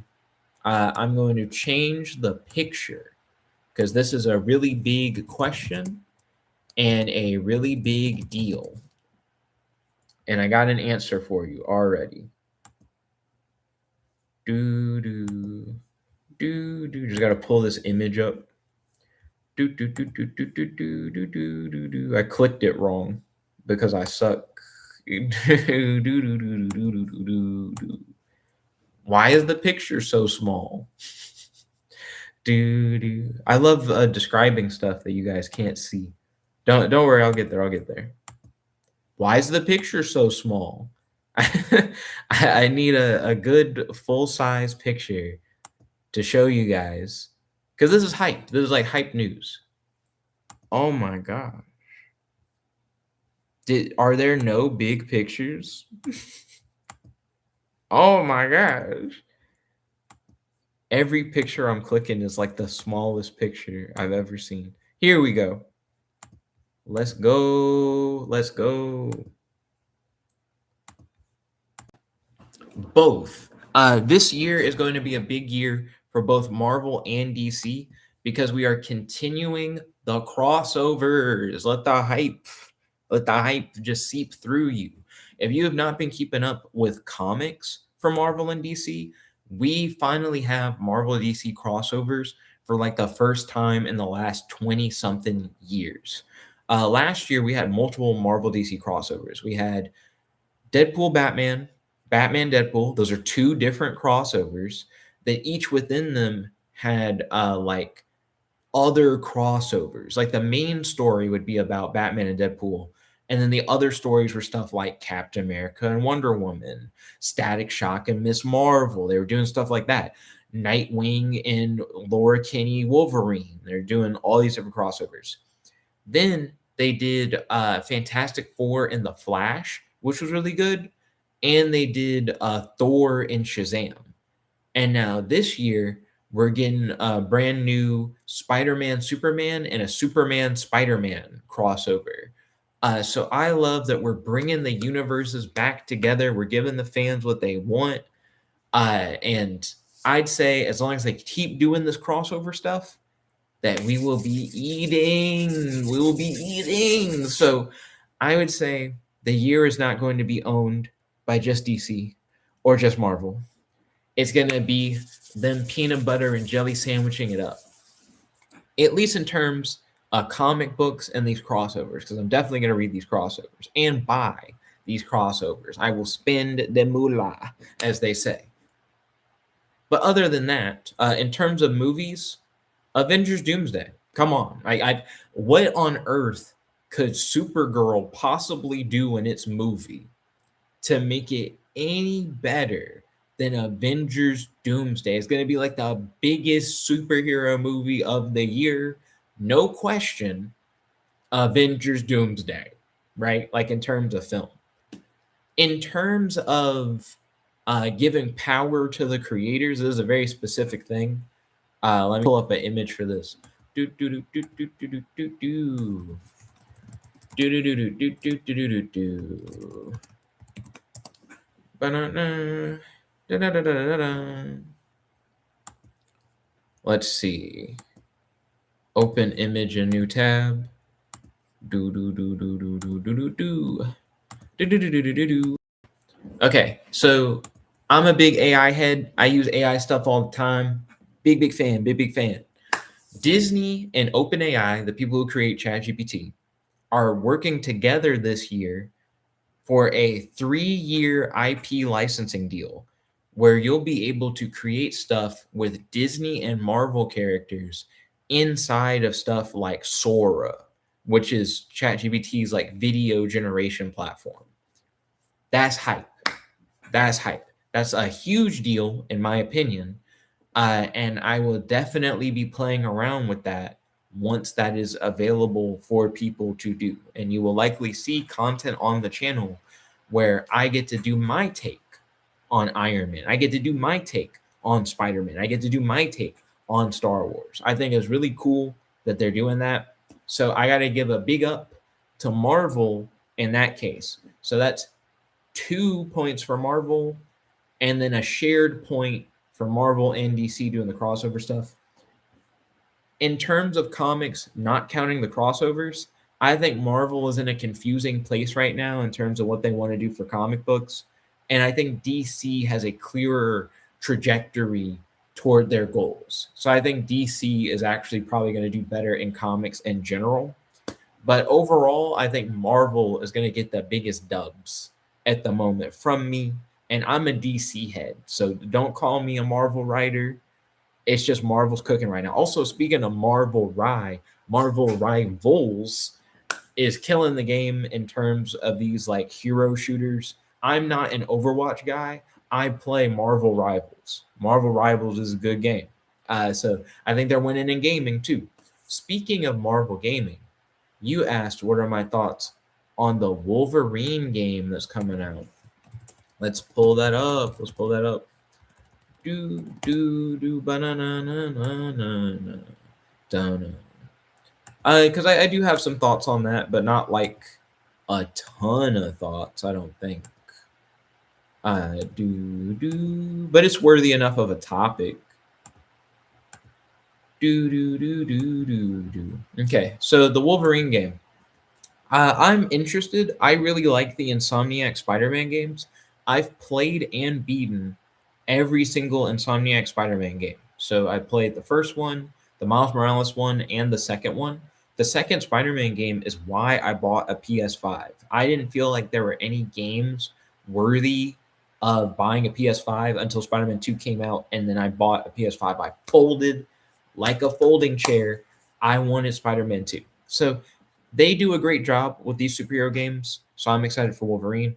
I do want to know what the mobility will be like in this game. One of the funnest things in superhero video games are things like gliding around as Batman, flying as Superman, swinging as Spider-Man.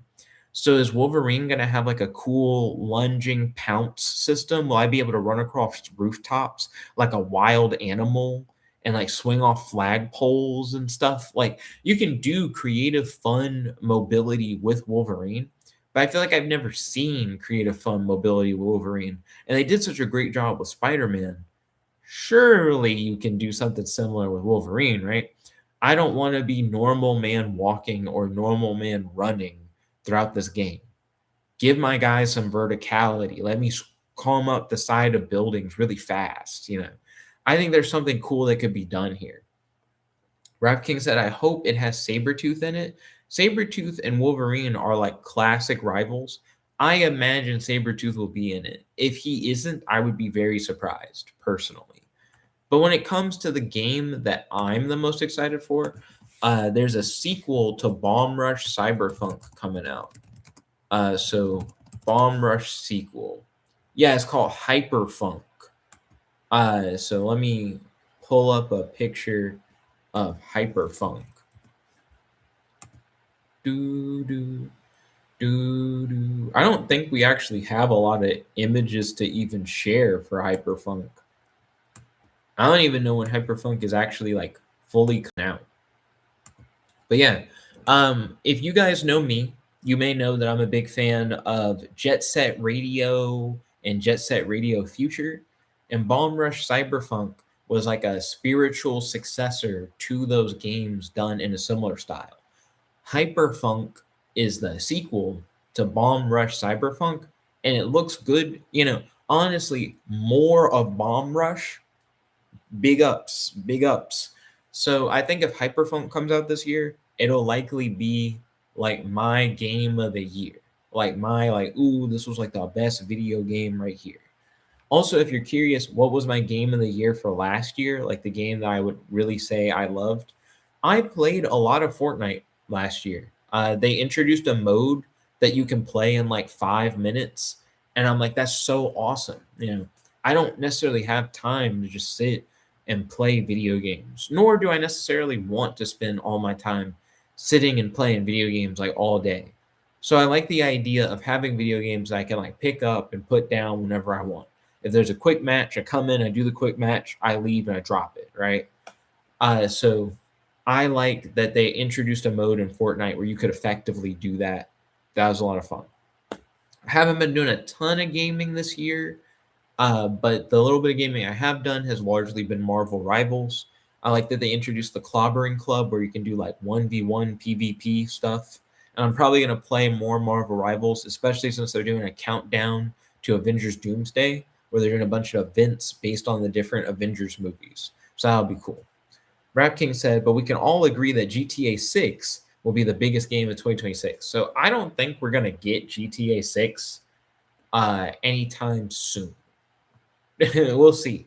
They keep saying that GTA 6 is around the corner. I just don't believe it. I'll believe it when I see it. And even when GTA 6 comes out, I don't think I care that much. I'm a Saints Row guy, and the Saints Row franchise has kind of been like thrown for a loop. So I don't know. Like, I'm not going to be that excited for GTA 6 when it drops. Call me when they like bring back Saints Row and they do it right. Because I did not play the Saints Row reboot game or whatever, but I am fascinated by the Saints Row reboot game. I'd like to see, I guess, what they did. That's me essentially saying that I might try the Saints Row reboot game, even though people didn't like it. Also, they made multiple games that were trying to be like Saints Row post Saints Row 4. But I can't remember what the other one was called. Does anyone remember the Saints Row game that's the same universe as Saints Row or whatever? Let me click. What Saints Row games came out after 4? I know they had one that was in hell, and I played that one, and that was pretty good. Yeah, Saints Row Gat Out of Hell. That was like a solid game. And then they had Saints Row 2022. That's the reboot. Agents of Mayhem. That was the one that's like that same universe, but like a spin-off thing. No, it's an alternate universe, actually. And it's created after one of the endings of Gat Out of Hell. So Gat Out of Hell allowed itself to facilitate the reboot of Agents of Mayhem. I never played Agents of Mayhem. So that could be something worth my time. And Saints Row 2022, I could potentially try as well. But I really like Saints Row. I've never been like a GTA guy. I think it takes itself rather seriously, which is fine. But I really like the balance of silliness and seriousness that's in Saints Row 2. 2 is probably the best Saints Row game. And then Gat Out of Hell, I liked because it was open ended. So it's not that you have to play through the story in any set, order. It's you do stuff on the map to create enough chaos to where you then trigger the end of the game. So it's kind of a do whatever you want game, just as long as you get to the point where the game ends. I actually like that kind of game structure a lot. So Gat Out of Hell is like a solid one for me.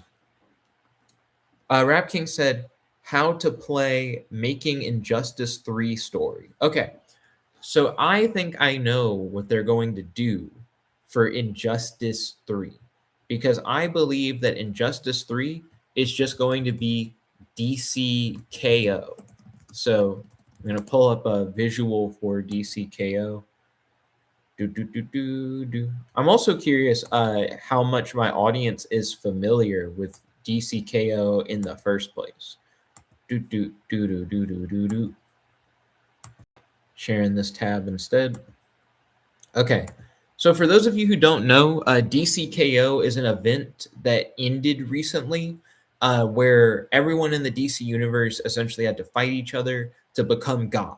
That straight up is just what it's about because Darkseid had created the absolute universe, and because he was the god of an entire universe, he was too strong for anyone to beat. So they had to go back in time and held their own tournament so that one of them could become God in order to face off against Darkseid. But during the tournament, they end up having to fight characters from other comic book universes. So Annabelle, the haunted doll, is in the tournament. Red Sonja is in the tournament. Vampirella is in the tournament. Homelander is in the tournament. Sub Zero is in the tournament. Sabrina the Teenage Witch is in the tournament. This is a huge crossover for DC. That's not just DC crossing over with a single company, that's tons of properties all molding in together. And these like crossover characters are only in like one book of the tournament. The tournament is like a 5 issue series, and there are a bunch of tie-ins. And this is one of the tie-ins that takes place during the tournament where they're like fighting all of these different characters. There's no way that they wasted it on that single issue. And I guarantee you, I mean, I can't say I guarantee you, I don't know, right? But I have a hunch that the reason why people like Sub Zero are here and Homelander are here, characters who are from the most recent Mortal Kombat game, which had Homelander in it, is because they're probably just going to adapt the story of DCKO, this tournament where you get to become a god, into the next like Injustice game. I just think the next Injustice game is going to be this. It's just going to be DCKO. One thing that is really interesting in general about DCKO is that every character who entered the tournament got to see a vision of the world that they would create if they were to win. So technically, all of the like possible win scenarios are a thing that exist as the visions. So you could have the game be structured where you could play as any of the characters you want, and then the end result of if you win the tournament is just the vision thing that they saw at the like beginning of the tournament, because they all have that vision. But I would love to be able to play an Injustice 3 based on DCKO. I actually just read DCKO the other day because it finished this month, and now they're moving on to DC Next Level. So if you want to know what they're going to do for Injustice 3, I think it's right in front of our faces. We just already know the answer. That's my answer to that. Speaking of crossovers, there have been a ton of comic book crossovers recently. They're doing a DC AEW crossover. AEW is like a wrestling brand. And I read the first issue of that and I liked it. I still need to check out the second issue. Rap King said, "Do you like the Avatar The Last Airbender live action Netflix series? And do you like the One Piece live action Netflix series?" I have started the One Piece one, but have not finished it. And I have started the Avatar The Last Airbender live action thing, and I have not finished it. I watched all of the Yu Yu Hakusho one, and I felt like they rushed it. I don't hate it. It just really does seem like they wanted to run through like as much of it as possible when they really didn't need to rush it like that. But it's acceptable for what it is. And I started the Cowboy Bebop one, but Ashley and I, over time, have gotten comfortable to where we can watch horror movies together. But sometimes Ashley gets squeamish, and the very beginning of the Cowboy Bebop live action has like blood in it, and that just kind of turned Ashley off of the whole thing, and then we didn't watch any more of it. So I've tried some of these live action anime Netflix things, and I like that they're making stuff like that. But I'm just behind. The furthest we got into one of these, other than the Yu Yu Hakusho one, which I finished, was the One Piece one. So maybe we'll watch more of the One Piece live action. Tell me in the live chat if you would recommend live action One Piece, because at first I was thinking, oh, this is perfect. I'm super behind on the One Piece anime, so the live action could be how I could keep up with One Piece. But then I learned that they're going to redo the One Piece anime. They're going to start from the beginning in the anime with like a newer style, because I also wasn't the biggest fan of the visual style of the beginning of One Piece. So I'm like, hey, if they're going to restart the anime anyways, I might as well just do that. Just like watch the new anime when it comes out. So I'm torn on whether or not I really care about live action One Piece or if I really just want to watch the new anime as it's released and then just catch up that way. But Ashley and I really weren't grabbed by the One Piece live action. I don't think we thought it was bad. It just didn't really hold us. I think my favorite way of taking in the One Piece story was Pirate Warriors. I was playing the Pirate Warriors game and going through the lore that way, but one of the levels glitched out where you just straight up like couldn't beat it. Like the objective was just locked away from me. So then I did the thing where you stop the game, you try to jump back into the game, and it threw me way back in the game. I'd have to do like a ton of stuff to get back to where I was, and I just quit playing it. But via that Pirate Warriors game, I got all the way to where he fights like the lightning guy, and I was enjoying it. I was enjoying that game as a way to try and like learn more about the lore of One Piece. So I don't know. Maybe one day I'll try to play Pirate Warriors again and just see how far I can get into that One Piece game. Let's see. We're pretty deep into the stream now. So it's 3:53 p.m. my time. So I might skedaddle at 4 my time, which means we have like 7 more minutes left in the stream. In part because I'm thirsty, I want to get something to drink. um, and I might do like some creative writing stuff. We'll see. But until then, I'm here. So ask away your questions. This is the rapid fire question round for you to just hit me up with whatever topics that you have before I dibbity doop out. And I'll try to answer as many questions as you have. Don't wait for me to answer the questions one at a time. Feel free to spam in your questions. Just go whoop, whoop, whoop. And I'll try to go over as many of them as we can. We'll call this the Jet Lightning round. Ding, ding, ding. So hit me up with your questions. I am ready. Do, do, do, do, do, do. I'll actually make a little Jet Lightning round graphic. This could just be a thing that I do. Jet Lightning round live stream graphic exciting. Do, do, do, do, do. So while that loads, still waiting on those Jet Lightning round questions. I can just keep rambling about whatever for the next few minutes because I did put you on the spot with the lightning round. You'd have no way of knowing that that's what I was about to do. Man, do I want to do a rant? Because there are a lot of topics. I haven't done a live stream in a while, but this looks good. This looks good. Yeah. Jet Lightning round. So hit me up with any questions you guys have. Because I do have a lot of topics. And if you want me to just like go off on something, I can go off on something too. So okay. Rap King said, all right, Nick, it was really nice talking to you, but I have to go to work. I really hope you stream again. And I hope you have a great day. Oh, thank you, Rap King. I appreciate it. Thank you for joining in on the stream. It's always good to have you. It's always good to have everybody. Shout out specifically to Rap King and Nerd Tanker for joining in. It's been awesome hanging out with everybody again. Oh, thank you for hitting that like button. Truly appreciate it. But yeah, feel free because we currently have 2 viewers.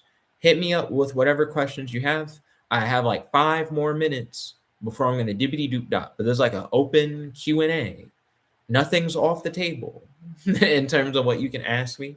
I'll give you a answer. May not necessarily be whatever you're looking for, but we'll find out. Let's see. What stuff that I'm hype about? Because a lot of the questions that Rap King asked were like, what is something I'm excited about? What is something that I really like? I'm a big AI head. A lot of people hate AI. I love AI stuff. There's a big NVIDIA event going on. I'm excited to see what comes out of this NVIDIA event, especially since NVIDIA has been embracing OpenClaw. I want to know if there's any cool OpenClaw stuff on the horizon that they're going to show off at this NVIDIA event. I've been getting more and more into open source AI and learning more about like open source AI models. OpenClaw is going to have like a brand new release that's coming out tomorrow. It's like an open source AI agent platform. So I'm excited to see what cool thing comes out of this new release because they're hinting at something big with it. I was actually going to look that up earlier. So let me look that up now. There's something called, I think, Agent Context Protocol, but there's something called ACPX. So what is ACPX in terms of AI agents? I'm going to share this tab, see what I'm up to. Okay.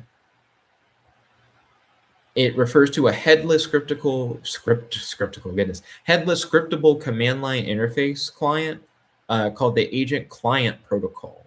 Okay, so that's cool. So it's curl for ACP. That's huge. So I didn't know that's what that was. So ACPX is going to be included into OpenClaw in the next release, is what I've heard from the creator of OpenClaw on Twitter. And it should allow you to use OpenClaw with codecs for coding. So that's hype. That's like a big thing that I'm excited for in the not too distant future. What is another thing I'm super excited for? I got like 2 more minutes to do stuff. Earlier when I hopped on Twitter and I saw that thing about ACPX, I also saw something in regards to a new codecs thing, sub agents and codecs. Oh dang, there's so much stuff. Okay. I might do some news. Stuff because there's hot off the presses stuff going on right now. So Peter Steinberger said, "Been so much fun cooking OpenShell and Nemo Claw with NVIDIA. Huge step towards secure agents you can trust." Interesting. Okay, we're looking at some hot off the presses stuff. Share this tab. Sharing Twitter. Let's go. NVIDIA unveiled NemoClaw, an enterprise-ready implementation of the OpenClaw AI agent platform that installs NVIDIA Nemotron models in OpenShell runtime with a single command. It has privacy controls, security guardrails, and policy-based execution for secure, always-on AI assistance. CEO Jensen Huang stated that every company needs an OpenClaw strategy. So I am a huge fan of OpenClaw. I've been saying that legitimately like the whole stream, and I'm excited that there's now going to be a NVIDIA equivalent of OpenClaw called NemoClaw. I'm curious to see if it lives up to the hype of being this like super secure version of OpenClaw. OpenClaw inherently is kind of like an insecure thing. When you first use OpenClaw, it straight up like tells you like, hey, this is a risky thing for you to play with. It's practically a Trojan. You're putting a thing on your computer that has full access to your computer. And if anyone then can use your OpenClaw, they can use your computer, right? So access to your OpenClaw should be a precious thing that you hold close to your chest, like ancient jewels or something. But let's see. We've hit 0 viewers on the stream. This news is so good, though. I'd love to talk about the news, but my mouth is dry. I need to hydrate, and then I will enjoy more of this delicious news. But I'll do it off air. If you guys want me to do a video talking about some of this OpenClaw and NemoClaw stuff, just let me know, and I'll do it. No biggie. Anyways, thank you all for watching. This is your host, your friend, your boy, Jet Black One Only, logging out. Don't forget to like, subscribe, and do all those YouTube things. Peace. Check it out.